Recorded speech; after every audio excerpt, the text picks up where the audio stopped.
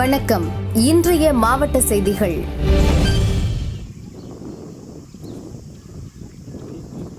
நீலகிரி மாவட்டம் முதுமலை புலிகள் காப்பகத்தில் வனவிலங்கு கணக்கெடுப்பு நடந்து வருகிறது. இதன் ஒரு பகுதியாக தெப்பக்காடு, முதுமலை, கார்குடி, நெலாக்கோட்டை, மசிலக்குடி, சிங்கார வனச்சரகங்கள், மோக்குருத்தி தேசிய பூங்கா பகுதிகளில் கணக்கெடுப்பு நடக்கிறது. 31 இடங்களில் மொத்தம் 165 வன ஊழியர்கள் மற்றும் வேட்டை தடுப்பு காவலர்கள், 31 தன்னார்வலர்கள் இக்கணக்கெடுப்பில் ஈடுபட்டனர்.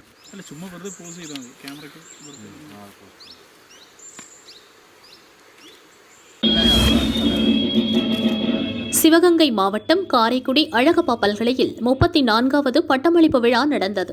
துணைவேந்தர் ரவி வரவேற்றார். கவர்னர் ரவி மாணவர்களுக்கு பட்டங்களை வழங்கினார்.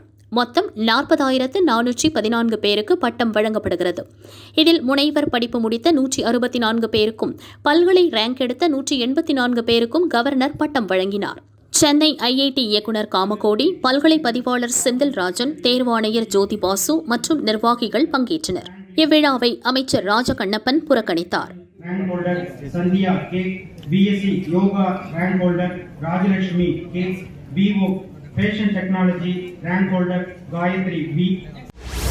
புதுச்சேரி காமராஜர் தொகுதியில் எம்பி தொகுதி மேம்பாட்டு நிதியில் தார் சாலை அமைக்கும் பணி எம்பி வைத்திலிங்கம் தலைமையில் நடந்தது. பின்னர் செய்தியாளர்களை சந்தித்த அவர் புதுச்சேரியில் மீண்டும் காங்கிரஸ் போட்டியிட விரும்புவதாக கூறினார். காங்கிரஸ் கட்சி சார்பாக நம்ம இந்த சீட்டை புதுச்சேரி பாராளுமன்ற தொகுதியை காங்கிரஸ் ஒதுக்கணும்னு நம்ம காங்கிரஸ் கட்சி தலைமையில் நம்ம கேட்டிருக்கோம். அவங்க பேச்சுவார்த்தைக்கு போயிருக்காங்க. இன்னும் அவங்க என்ன நடந்ததுன்னு எங்களுக்கு தெரியாது. அவங்க சொன்னால் தான் தெரியும் எங்களுக்கு. திமுக அதை கேட்கறது எங்களுக்கு உரிமை இருக்குது. நாங்கள் 6 எம்எல்ஏக்கள் இருக்கோன்னு அவங்க தொடர்ந்து வலியுறுத்திட்டே வராங்க. யாரும் எந்த உரிமையும் நம்ம தடுக்கலை. அவங்க கேட்டாங்க, அவங்களுடைய உரிமை. நாம் கேட்குறது நம்மளுடைய உரிமை. அதில் எந்த விதமான பிரச்சனைக்கும் வழி இடம் கிடையாது. தமிழக அமைச்சர் இங்கே பொதுக்கூட்டத்தில் பேசும்போது அடுத்து திமுக ஆட்சி தான் அமையும் அப்படின்னு அவர் குறிப்பிடுறாரு. அது அவங்களுடைய கருத்து. நாம் சொல்லும்போது நம்ம காங்கிரஸ் ஆட்சின்னு நம்ம சொல்லுவோம், அவங்க திமுக ஆட்சின்னு சொல்லுவாங்க. இதனால் நம்ம காங்கிரஸ் திமுக கூட்டணி தொடர்ந்து நீடிக்குது. அதையும் நம்ம வலியுறுத்திட்டு வரோம். அந்த நேரத்தில் இப்படி பேசுறது தவறாக தெரியும். அவங்க கட்சியை வளர்க்குறதுக்கோசரம் அந்த மாதிரி பேசுகிறாங்க. அதனால் எல்லாருமே நாங்கள் எங்கள் கட்சியை வளர்க்கணும்னு பார்க்குறோம், அவங்க கட்சியை வளர்க்கணும்னு பார்க்குறாங்க. சீட்டுக்காக தான் காங்கிரஸ் கட்சி இருக்குது. உடனே பேசுவாங்க. அதுதான் அவர் வருத்தம் தெரிவிச்சிருக்காரு. அவரே வருத்தம் தெரிவிச்சிட்டார். அவர் அது மாதிரி இல்லை அப்படின்ட்டார். ஏன் அதை போய் பேசியிருப்பார். திண்டுக்கல் மாவட்டம் அம்மையநாயக்கனூர் பேரூராட்சி கூட்டம் தலைவர் செல்வராஜ் தலைமையில் நடந்தது. கூட்டத்தில் பல தீர்மானங்கள் வாசிக்கப்பட்டன. அப்போது குறுக்கிட்ட கவுன்சிலரும் திமுக பேரூர் செயலாளருமான விஜய் என்கின்ற விஜயகுமார் நிதி ஒதுக்கீடு தொடர்பாக கணக்கு கேட்டார்.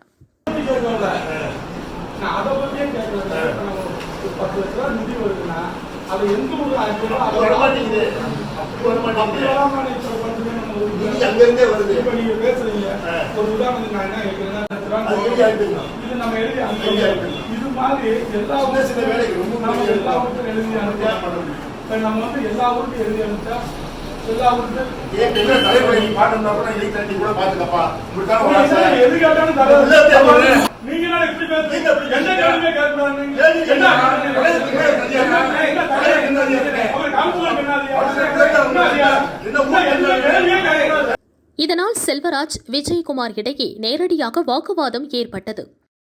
ஒரு கட்டத்தில் டென்ஷனான பேரூராட்சி தலைவர், என் தலைவர் பதவியையும் வேணும்னா வச்சுக்கப்பா, எழுதி தரேன் என்றார்.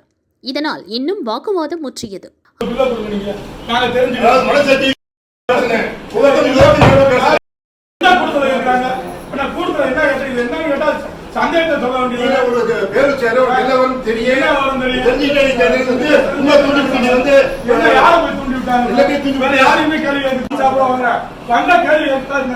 அம்மையநாயக்கனூர் பேரூராட்சி திமுகவில் யாருக்கு பவர் அதிகம் என்பதை காட்ட 2 பேரும் இப்படி மோதலில் ஈடுபட்டதாக மற்ற திமுக கவுன்சிலர்கள் கூறினர். திருப்பூர் மாவட்டம் அவிநாசி கருணாம்பிகை அம்மன் அவிநாசி லிங்கேஸ்வரர் கோவில் கும்பாபிஷேகம் 2ஆம் தேதி நடக்கிறது. இதற்காக 500க்கும் மேற்பட்ட பக்தர்கள் கர்நாடக மாநிலம் தலைக்காவிரி சென்று தீர்த்தம் எடுத்து வந்தனர். அவிநாசி வீர ஆஞ்சநேயர் கோவிலில் இருந்து ரத வீதிகள் வழியாக தீர்த்தக்குட ஊர்வலம் சென்றது.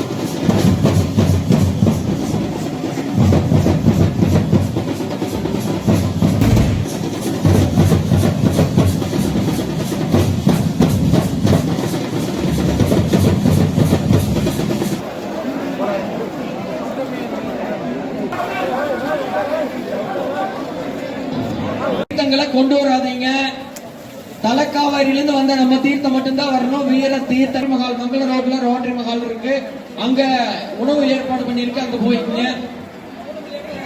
கூட இருக்காங்க, அங்க போய் சாப்பிட்டுக்கலாம். தீர்த்தம் ஊத்துனவங்க. ஊட்டியில் இன்று அதிகாலை 0.8 டிகிரி செல்சியஸாக வெப்பநிலை குறைந்தது. உறைபனி தாக்கம் கடுமையாக இருந்தது.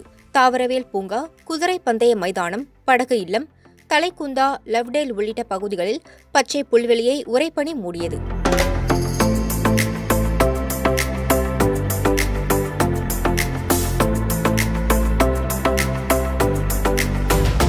வீடுகள் மற்றும் ரோட்டோரம் நிறுத்திய வாகனங்கள் மீதும் பனி படர்ந்தது. கடும் குளிரால் மக்களின் இயல்பு வாழ்க்கை முடங்கியது.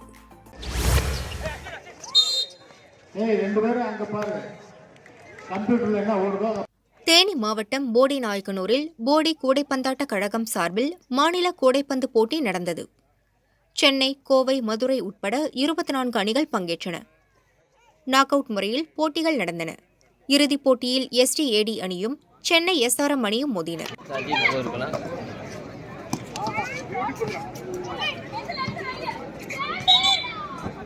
முடிவில் சென்னை SRM அணி வெற்றி பெற்று முதலிடம் பிடித்தது.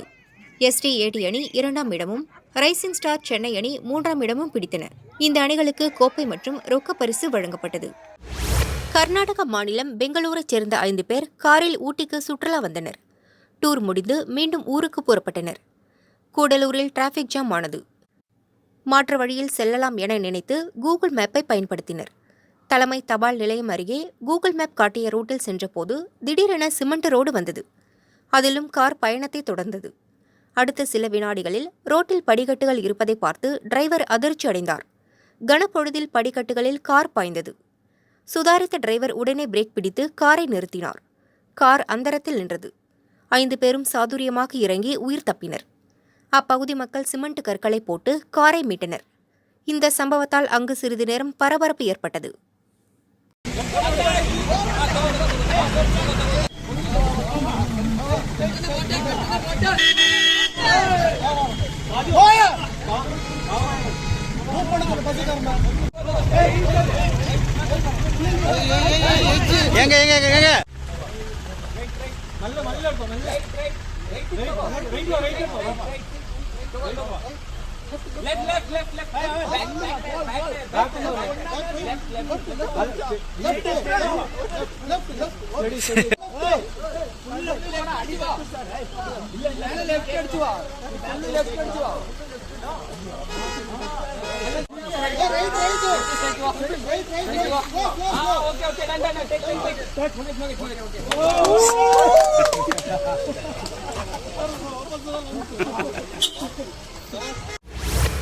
புதுச்சேரியில் பிப்ரவரி 9, 10 மற்றும் 11ஆம் தேதிகளில் காய்கறி மற்றும் மலர் கண்காட்சி நடக்க இருப்பதாக வேளாண் அமைச்சர் தேனி ஜெயக்குமார் தெரிவித்தார்.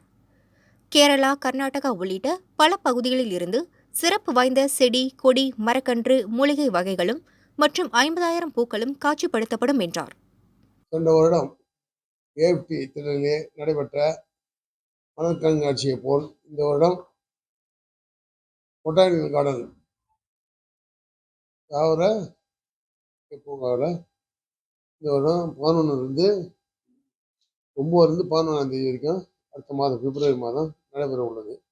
இதில் அனைத்து விவசாய பெருமக்களும், விவசாய உபகரணங்கள் செய்யக்கூடிய நிறுவனங்களும், பள்ளி மாணவர்களும், பள்ளி கல்லூரி மாணவர்களும் ஒரு அவேர்னஸ் ஏற்படுத்தக்கூடிய வினாடி வினா போட்டி, ரங்கோலி போட்டி போன்ற பல நிகழ்ச்சிகள் நடத்தப்பட்டு சிறப்பான முறையில் இந்த வருடம் நடத்த திட்டமிட்டப்படுகிறது. 9ஆம் தேதி 11ஆம் தேதி பொட்டானிக்கல் கார்டன், அதாவது அதெல்லாம் 10 ரூபா பணம் வாங்கிட்டு இருந்தாங்க. இப்போ அதெல்லாம் கிடையாது, என்ட்ரன்ஸ் தான் ஃப்ரீ தான். அது இல்லாத நியூ டெக்னாலஜியில் இந்த ஜாடியிலே தொட்டிலே வளர்க்குற சில காய்கறி பொருட்கள், மலர் பொருட்கள், மூலிகை பொருட்கள்லாம் அன்றைக்கி டிஸ்பிளே பண்ண இருக்கிறோம். அதில் அனைத்து தரப்பு பொதுமக்களும் உபயோகப்படும் வகையிலே இதை மலர் கண்காட்சி நடத்த கொள்ளும். இல்லை அது என்னன்னாக்கா, நிலம் வைக்கலாம், அதிகமாக வைக்கலாம், மலர்லாம் வாடி வாங்கிடும். அதெல்லாம் 3 நாளுக்கு மேலே தாங்காது. அதெல்லாம் பிப்ரவரி வைக்கிறோம். பிப்ரவரி தான் கிளைமேட் ஓரளவுக்கு நார்மலாக இருக்கும் நம்ம பாண்டிச்சேரியில். அதெல்லாம் மலர் கண்காட்சியில் நம்ம மீதி வந்து ஒவ்வொரு நாளாக கூட இன்னும் ஒரு நாளைக்கு 2 நாளைக்கு சேர்த்து வைக்கிறது முயற்சிப்போம்.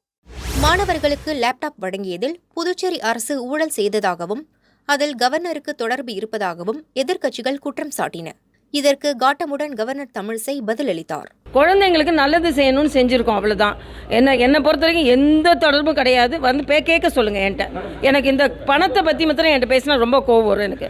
ஏன்னா நான் வந்து ஏற்கனவே பெரிய மருத்துவராக இருந்து நான் வந்து நிறைய சம்பாதிச்சுட்டு தான் நான் இங்கே வந்திருக்கேன். சம்பாதிக்கிறதுக்கு நான் வரவே இல்லை.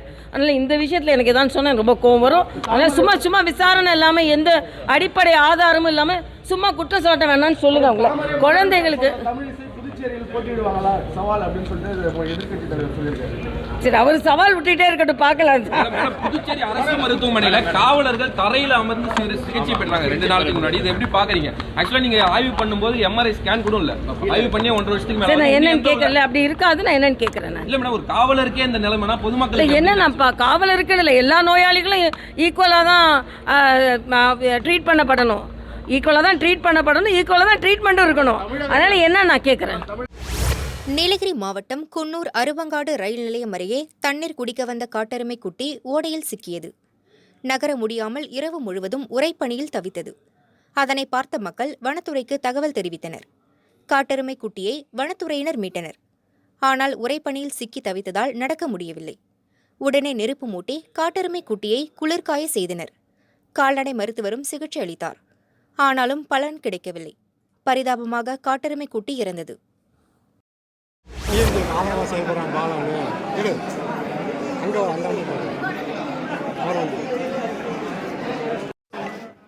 திருப்பூர் கலெக்டர் அலுவலகத்தில் மாற்றுத்திறனாளிகள் நலத்துறை சார்பில் தலா 9,050 ரூபாய் மதிப்பில் 5 மாற்றுத்திறனாளிகளுக்கு 3 சக்கர சைக்கிள் வழங்கப்பட்டது. கலெக்டர் கிறிஸ்துராஜ் வழங்கினார். சைக்கிளில் காற்று இல்லாததால் அதனை எடுத்து செல்ல முடியாமல் மாற்றுத்திறனாளிகள் தவித்தனர். மேலும் சைக்கிள் வீல் பகுதி துருப்பிடித்து இருந்ததை பார்த்து அதிர்ச்சி அடைந்தனர். இதுகுறித்து உடனே மாற்றுத்திறனாளிகள் புகார் செய்தனர். இதையடுத்து மாற்று சைக்கிள்கள் வழங்கப்பட்டன. இனியாவது முறையாக சோதனை செய்துவிட்டு தரமான பொருட்களை வழங்க வேண்டும் என மாற்றுத்திறனாளிகள் கேட்டுக்கொண்டனர்.